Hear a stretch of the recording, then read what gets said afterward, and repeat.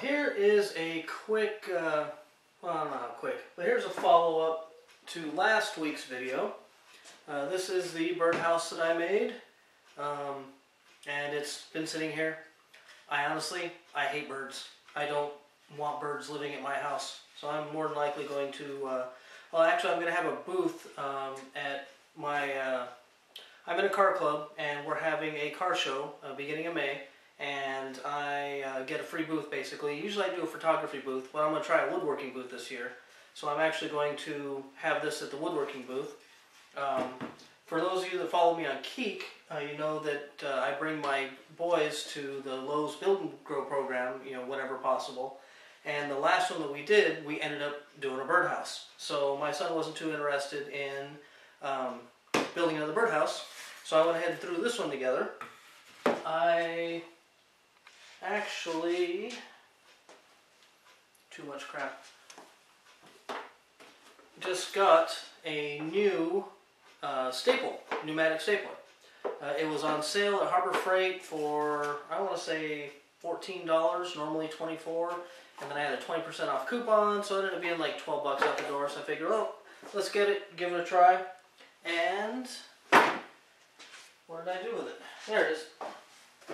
So I tried it out tonight, and it's actually not too bad. The brad nailer, you know, makes a smaller imprint, and the staples, I don't know if you can see it from there. If I bring it close, it'll be out of focus. Make a bigger imprint, but you know, I kind of like that look. So, and if this is something that's going to be painted, you know. Anyway, I cut 2 pieces of dowel when I made this one, and now I can't find the dowel, so I need to find it or make a new one. But I'll put that in tomorrow. And then I had quite a few people comment on the video of how are you going to clean the birdhouse out. I didn't actually plan on using them, so it never occurred to me that I needed to clean them out. So on this one, I went ahead and put half of the bottom on with 4 screws. And then that way you can take these 4 screws out and you can clean it. So that is, you know, something I learned. It just never occurred to me there had to be a way to clean it. And this week's project is these pieces, which don't look like much until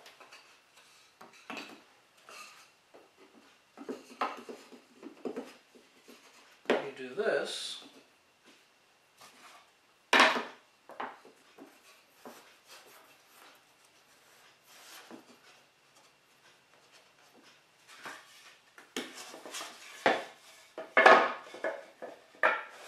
You now have a small toolbox, which it's kind of deep now that I'm looking at it, so I may cut an inch off of these sides, but I'm not sure yet. This one I went ahead and sanded down to 120 grit, and I'll probably put a stain and then some polyurethane on it just to give it some color. And as usual, you know, I cut enough for 2, but this one I didn't sand, so this one I have a feeling I'm just going to leave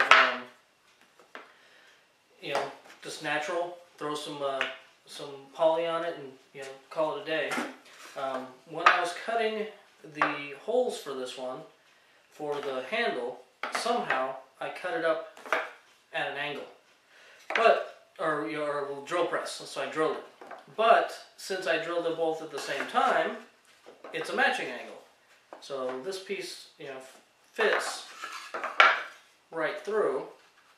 And as long as I pay attention when I put it together and I keep these straight, it will still work.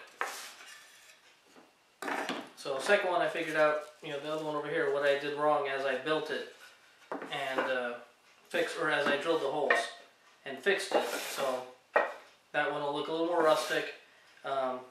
You can still grab the handle and lift it up. It's, you know, level or, you know, straight, so it's not a big deal. You know, I made a joke on Keek, you know, that I'm just going to market it as being rustic.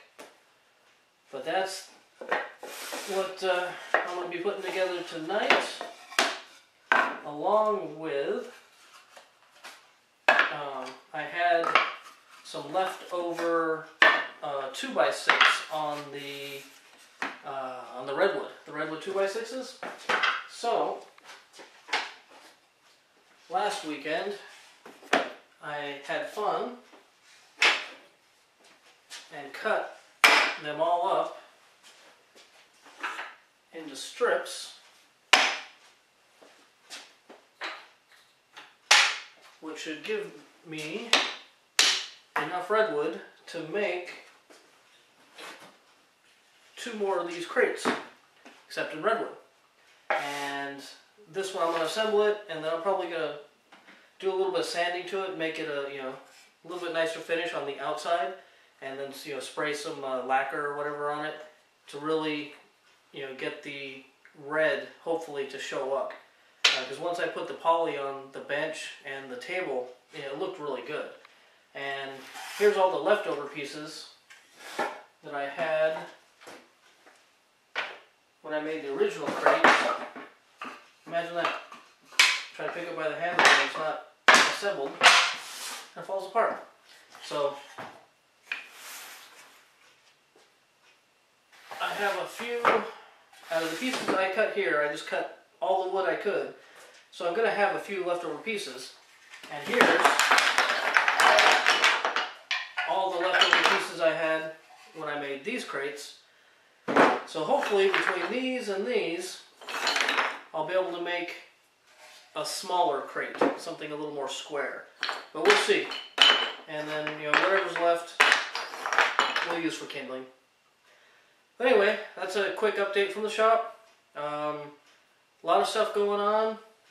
So please hit that subscribe button so you can see these. These are going to be out every couple of weeks as I build new projects. But that's pretty much it. Thanks for watching. See you next time.